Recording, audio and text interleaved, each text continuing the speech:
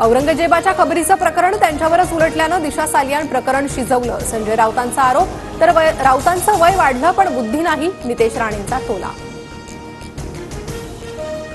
दिशा सालियांच्या वडिलांच्या याचिकेचा संबंध औरंगजेबाशी जोडणं नैतिकतेला धरून नाही, संजय राऊतांच्या टीकेला उदय सामंतांचं उत्तर.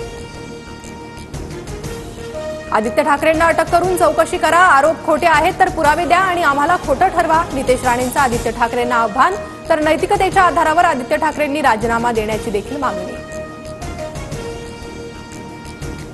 आदित्य ठाकरे रिया चक्रवर्तीमध्ये 44 कॉल, दिशाच्या वडिलांच्या याचिकेत राहुल शेवाळेंच्या आरोपांचा दाखला.